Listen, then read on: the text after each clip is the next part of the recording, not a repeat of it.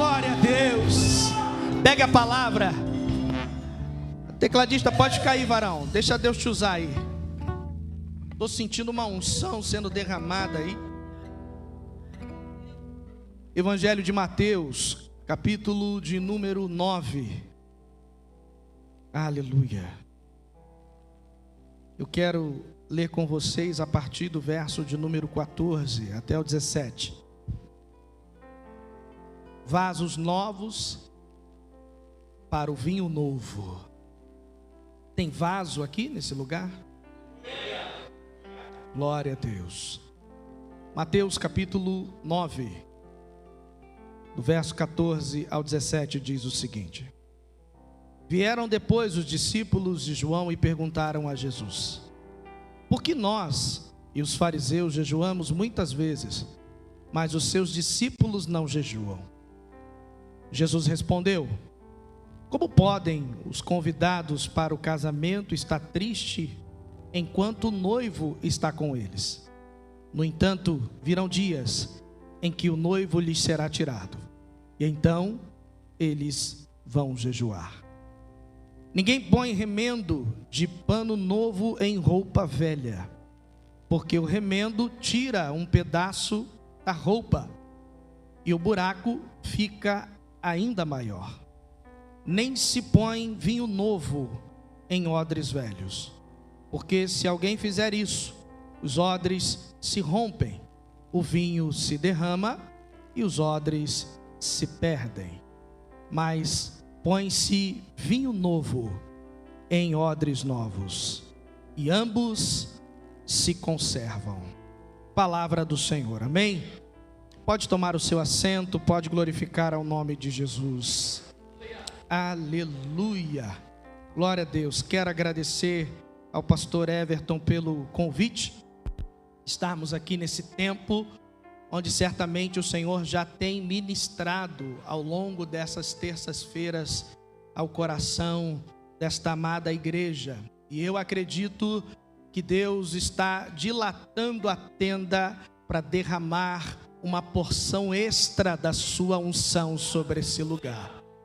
Tenho profetizado isto lá na igreja metodista em Porto Real, do qual sou pastor, no bairro de Freitas Soares, por acreditar que Deus está preparando um tempo novo para a sua igreja. Não sei se você está com a mesma expectativa que eu, mas eu creio que o Espírito Santo tem despertado muitas pessoas para acreditar que chegou o tempo, que chegou a hora, de que antes do arrebatamento, este solo chamado Brasil vai experimentar o novo de Deus, um avivamento de Deus. E eu tenho dito lá na igreja e tenho compartilhado isso, de que daquele altar Deus está brotando uma água que vai matar a sede dos sedentos, aleluia, e eu profetizo de igual modo sobre esse lugar, amém? Alguém acredita? Então levante a mão. Eu profetizo que Santanésia vai viver o extraordinário de Deus, aleluia, glória a Deus, eu creio nisso. Esse texto nos ajuda a ter esta compreensão. Ao ler sobre ele e pesquisar um pouco sobre o assunto, percebi o quanto Deus ministrou ao meu coração para falar sobre estas coisas a vocês. Para início de conversa, Jesus aqui dentro desse contexto está instruindo os seus discípulos. E ele utiliza um método pedagógico que ele usou em boa parte do seu ministério para instruir, para alinhar, para direcionar seus discípulos no propósito do reino de Deus. Isto é, as parábolas. As parábolas nada mais é do que metáforas. Jesus pegava aspectos corriqueiros do dia a dia e utilizava-os para orientar seus discípulos acerca das coisas de Deus.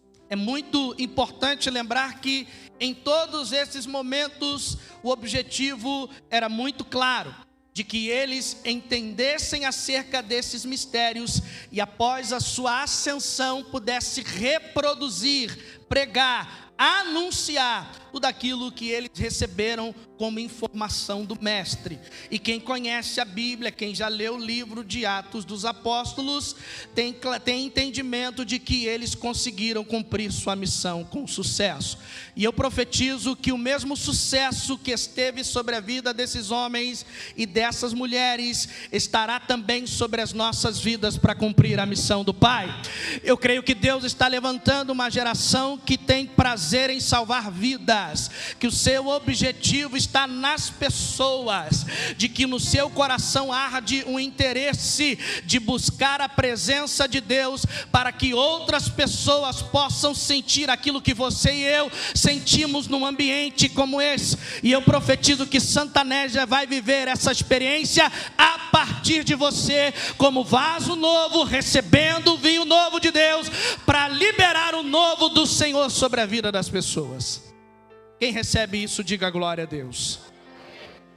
É importante ressaltar também que em boa parte dos momentos em que Jesus traz uma parábola para instruir seus discípulos, elas aconteciam mediante alguns conflitos, algumas indagações. Muitas delas ocorreram desta maneira. E aqui não foi diferente. E eu vou te trazer ao texto para você entender melhor. A história começa dizendo em que Jesus estava passando pela cidade de Cafarnaum. E ali ele encontrou Levi, Mateus, o autor do evangelho, que era publicano, cobrador de impostos. Jesus olha nos olhos dele e diz: segue-me. Ele deixou a sua banca de cobrança e imediatamente seguiu o mestre. E diante dessa palavra, Levi, Mateus, convida Jesus para estar em sua residência e ali comungar, que além de Jesus e seus discípulos, outras pessoas também estiveram ali, publicanos, pecadores. Tanto é que alguns fariseus olharam acerca disso e disseram: como ele pode se assentar com publicanos e pecadores? E Jesus diz que o médico não veio para os sãos, e sim para os doentes. Ele termina dizendo que Deus não quer sacrifícios, mas Ele quer que cada um se dedique na vida daqueles que carecem e precisam. Estou aqui popularizando o texto para você entender melhor. Logo a seguir, a Bíblia diz que alguns discípulos de João Batista indaga os discípulos de Jesus, dizendo: por que nós jejuamos e os fariseus também jejuam e teus discípulos não jejuam? Jesus toma a palavra e diz o seguinte: olha, aqueles que ainda estão com o noivo nesse tempo de celebração não podem jejuar. Jesus está dizendo que o jejum é uma espécie de luto, de deixar algo para alcançar algo maior. Por isso que a ideia é de ausência, de perda. Muitas vezes quando a gente lê jejum na Bíblia, você identifica esses sentimentos, esta presença. E aí Jesus continua dizendo o seguinte: haverá um momento em que o noivo será retirado, aí eles irão jejuar. Jesus estava falando do momento em que ele seria assunto aos céus. É claro que ausência entre aspas, porque ele sempre estará conosco, mas é só uma forma de entendimento, para que você e eu entenda o que significa o jejum na prática. Jesus estava dizendo: quando eu for assunto aos céus, eles irão jejuar. E aí ele traz uma parábola falando sobre duas questões, mas com o mesmo significado. Ele diz o seguinte: vocês jamais colocaria remendo de uma roupa velha numa roupa nova, porque se você fizer isso, você vai estragar a roupa nova. E ele continua usando mais uma vez aspectos corriqueiros do dia, dizendo: um odre velho não comporta vinho novo, porque quando o vinho é colocado em odre velho, esse odre pode se romper, e eu vou explicar daqui a pouco o significado disso. E nesse sentido, perde-se o odre e consequentemente perde-se o vinho. E aí ele conclui dizendo que só coloca vinho novo em odres novos. Tem odres novos aqui? Deixa eu ver. Poucas pessoas, né? Eu vou repetir. Tem odres novos aqui? Deixa eu dar uma olhada. Glória a Deus, aleluia. Então vamos entender o significado desta parábola, desse contexto. Lembrando que a ideia do jejum está dentro desse contexto, amém? Jesus estava trazendo luz ao aspecto da nova aliança. Jesus estava dizendo de que a sua pessoa vem carregada desta nova aliança estabelecida por Deus, e a pessoa que expressa essa nova aliança é o Verbo que se fez carne e habitou entre nós. Jesus estava dizendo, ou melhor, respondendo à indagação dos discípulos de João Batista, dizendo o seguinte: meus discípulos não jejuam como vocês e nem como os fariseus, porque a perspectiva do jejum, segundo a ótica da nova aliança, ela se traduz num novo significado. Jesus estava dizendo o seguinte: vocês jejuam por rituais, vocês jejuam por cerimônias. O objetivo do jejum de vocês não se comporta com aquilo que eu trago como proposta da nova aliança. Alguém está conseguindo entender? Por isso que Jesus impediu que seus discípulos jejuassem desta maneira. Ele estava abolindo o jejum? Não. Ele estava abolindo os ritos? Também não. Ele estava desmerecendo os cerimoniais? Não. Só que ele estava dizendo que agora tudo precisa estar concentrado na pessoa de Jesus. Eu não jejuo apenas para dizer que estou jejuando, porque estou cumprindo um rito, porque estou batendo cartão para que alguém veja que eu estou jejuando, para que alguém diga: uau, como fulano de tal é capaz de jejuar tantos dias, tantas horas, ele consegue fazer isso como ninguém. Infelizmente, aquele povo jejuava para que os outros pudessem perceber que eles estavam jejuando. Ora, eles estavam cumprindo um rito, eles estavam cumprindo aquilo que a lei estabelecia. E agora Jesus está dizendo: esse tipo de jejum não se comporta mais com um novo projeto, com a nova aliança, com aquilo que Deus traz para vocês. Alguém está conseguindo entender? Diga glória a Deus. Jesus está dizendo o seguinte: essa mentalidade antiga, essa mentalidade ultrapassada não pode estar presente nesse novo pacto, nesta nova aliança. Ele não está dizendo que ela era ruim, porque foi Deus quem criou. Ele simplesmente estava dizendo que a partir de então, ela já não se enquadrava mais. Jesus está ressignificando o jejum. Jesus está trazendo o modelo original, aquilo que Deus construiu desde o início, mas infelizmente pelo pecado se desfez. Jesus está dizendo que na pessoa dele tudo se faz novo. É por isso que o autor do Apocalipse diz, Jesus declarando que nele se faz nova todas as coisas.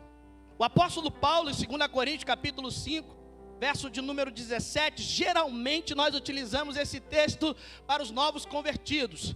Está errado? Não, mas ele não serve apenas para quem se converteu agora. O texto diz: portanto, aquele que está em Cristo, nova criatura é. As coisas velhas se passaram, eis que tudo se fez novo. Aleluia.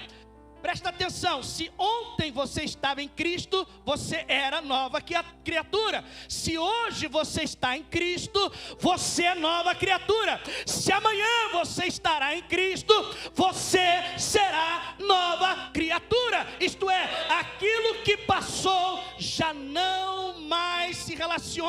com você, porque Cristo faz nova todas as coisas. Estão conseguindo entender até aqui? O significado dessa parábola traduz exatamente essas verdades. É por isso que Jesus utiliza esse mecanismo para tornar mais claro o entendimento. E aí, deixando o remendo para me utilizar apenas no aspecto do odre e do vinho, vamos entender o que isso significa. Provavelmente você já deve ter ouvido aqui outros pregadores falar sobre isso. Na verdade, eu só vou te rememorar. Você vai relembrar um pouco sobre a interpretação disso. Vamos lembrar que os odres eram um recipiente feito por pele de animal. Geralmente esse recipiente guardava tanto o vinho quanto a própria água. Na maioria das vezes ela era feita com peles de camelo, mas em outras ocasiões era feita com pele de ovelha. E é interessante porque Jesus estava dizendo o seguinte: na medida que um odre já foi utilizado, isto é, um vinho novo esteve sobre ele, e nesse processo natural de fermentação, o odre vai se dilatando gradativamente, até o momento em que essa fermentação termina, o odre consegue comportar todo esse processo. Na medida em que aquele vinho já foi utilizado, e agora se coloca uma nova medida naquele mesmo odre, este mesmo vinho, e leia-se suco de uva, começa o processo de fermentação, e aquele odre já não consegue mais ter elasticidade. E o que acaba acontecendo? Ele não suporta o processo de fermentação e consequentemente se rompe. Perde-se o odre, dispensa o vinho. Jesus estava dizendo o seguinte: o odre representa a cada um de nós. O vinho é aquilo que Deus veio trazer na pessoa de Jesus. Se nós temos a mente da lei, nos tornamos odres velhos. Quando a nova aliança se estabelece, a gente não consegue ter o princípio da nova aliança. Consequentemente, isso vai se perdendo em nossas vidas. Trocando em miúdos, Jesus está dizendo o seguinte: para entender o reino de Deus, na pessoa de Jesus, há uma necessidade de mudança de mentalidade. O apóstolo Paulo fala sobre isso em Romanos capítulo 12, verso 1 e 2. Você conhece esse texto? Rogo-vos, pois, irmãos, pelas compaixões de Deus, que vos apresenteis os vossos corpos como sacrifício vivo, santo e agradável a Deus, que é o vosso culto racional. E não vos conformeis com este século, mas transformai-vos pela renovação da vossa mente, para que vos experimenteis qual seja boa, perfeita e agradável vontade de Deus. Só experimenta estas coisas se a mente está renovada, se há mudança de mentalidade. O que isso na prática significa para nós? Nós não estamos aqui para cumprir ritos, ainda que eles tenham seus lugares. Aqui nós não estamos para cumprir cerimônias, ainda que eles tenham o seu lugar. Nós precisamos entender que uma vida com Cristo vai além dessas coisas. Se nós não entendermos isso, não entendemos o projeto da nova aliança. Congregamos com o pensamento da lei, vivendo na dispensação da graça. Isso não significa que a lei era ruim, porque foi o próprio Deus que estabeleceu. Mas em Cristo todas as coisas se fizeram novas. E aqui você começa a entender a importância de você ter uma mudança de mentalidade. Quando nós entendemos isso, a igreja começa a experimentar aquilo que os discípulos viveram em Atos 2. Amados, a pandemia tornou-se uma espécie de lição para cada um de nós. Amém? Quem tirou lição da pandemia? Glória a Deus por isso. Deixa eu te dizer algo importante. Quantos de vocês ficaram sem congregar? Congregar, que eu digo, vir à igreja, partilhar desse tempo. Quantos de vocês? Todo mundo, né? Eu sei que foi uma pergunta retórica. Mas alguns de vocês perderam a fé por causa disso? Alguém aqui perdeu a fé por causa disso? Infelizmente, alguns perderam. Sabe por quê? Porque a sua fé estava no monumento. A sua fé estava no templo. Não significa que o templo seja ruim. Mas se isso aqui tudo derrubar, isso aqui não pode ser derrubado. Alguém consegue entender isso? Porque você vale mais do que o templo. Você é templo e morada do Espírito Santo. Você não está aqui para cumprir ritos. Se é para adorar aqui, a gente adora. Mas se não tiver esse lugar, tiver que adorar do lado de fora, a gente também adora. Aqui está o grande segredo de mudança de mentalidade. Pessoas que se apegam nos ritos, pessoas que se apegam nas celebrações, pessoas que se apegam nos cerimoniais, pessoas que jejuam para mostrar que está jejuando, e esquece que todas estas coisas já passaram. Elas não podem ser a obra primaz da nossa vida, elas precisam ser secundárias. Alguém consegue entender isso? Eu vou te falar algo que eu tenho ministrado em Porto Real. Você sabe aonde fica a sua igreja? Qual é o endereço dessa rua aqui, pastor Everton? Manuel Teixeira? Preciso te dizer que a tua igreja não é na Manuel Teixeira. A tua igreja está no bairro de Santa Anésia. Todo lugar onde você pisa é a igreja do Senhor. A igreja do Senhor está na cidade de Piraí. Ainda é Piraí aqui, né? Aqui, amados, é o lugar onde a gente recebe instrução, onde a gente recebe alinhamento de Deus, é onde a gente recebe obrigado, minha irmã, orientações do Espírito Santo. Mas tudo isso aqui é só para receber, para dar lá fora. As pessoas são mais importantes, e existe um grupo que está lá clamando, sedento, precisando do manifestar dos filhos e das filhas de Deus. Precisamos entender que a nova aliança com Deus, o vinho novo, nos leva ao encontro dos pecadores, para receber a graça que nos foi oferecida aqui. Alguém está entendendo? Diga glória a Deus. Outro aspecto importante que eu queria compartilhar com você. Lembrando que esse texto está dentro do propósito do jejum. Quando Jesus diz que nós, enquanto odres novos, recebemos vinho novo, Ele também está dizendo que todas as vezes que dedicamos a nossa vida em jejum, ela está sendo direcionada a Ele. A expectativa da sua volta. Quem entendeu, diga glória a Deus. Pastor, mas eu jejuo para me consagrar. Verdade, mas essa consagração precisa gerar expectativa da volta. Nós não jejuamos para cumprir tabela. Nós não jejuamos para bater ponto. Nós jejuamos porque nós criamos uma expectativa. Ele vai voltar. Ele vai voltar. Ele veio pela primeira vez, mas Ele vai voltar. E enquanto Ele não volta, eu jejuo, porque o vinho novo de Deus transborda sobre a minha vida. Consegue entender isso, igreja? Enquanto Ele não volta, eu prego. Enquanto Ele não volta, eu evangelizo. Enquanto Ele não volta, eu cuido de pessoas. Enquanto Ele não volta, eu acolho gente. Enquanto Ele não volta, eu dou comida ao faminto, eu dou água ao sedento. Enquanto Ele não volta, eu cumpro a missão do eterno Deus. Aleluia!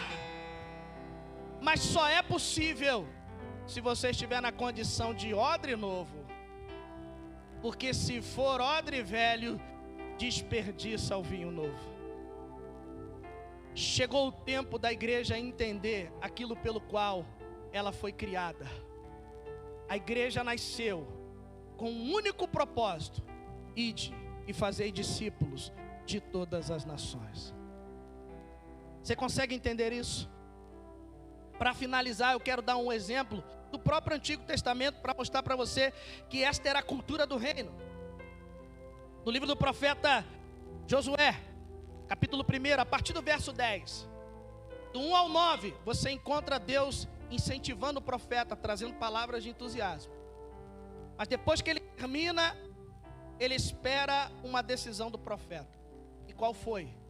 Dele assumir o seu papel enquanto líder, chamar a responsabilidade e seguir no propósito que Deus havia estabelecido. A Bíblia diz que Josué tomou essa decisão. Se ele continuasse com a mentalidade de um cara fracassado, como foi do verso 1 ao verso de número 9, ele não passaria dali. E aí eu quero liberar uma palavra sobre a sua vida. Você é chamado de mais do que vencedor.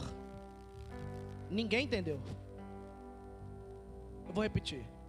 Você foi chamado de mais do que vencedor. Deus não te chamou para o fracasso, Deus te chamou para a vitória. Você sabe qual é a diferença do vencedor para o mais que vencedor? É que o vencedor entra em qualquer situação de esporte, ele não sabe se vai ganhar. O mais que vencedor, ele entra já sabendo que ele levantou o troféu. Jesus está dizendo que eu e você somos mais do que vencedores. Você vai levantar com esse, vai decidir, entender que você foi chamado para ser mais do que vencedor. E eu profetizo de que nesse lugar, pastor Everton, não se levantará vasos velhos, mas se levantará vasos novos. Tem vasos novos aqui, levante a sua mão e dá glória a Deus. Se você é vaso novo, prepare-se, porque tem vinho novo reservado na medida certa para a tua vida. Fique em pé, eu quero orar por você.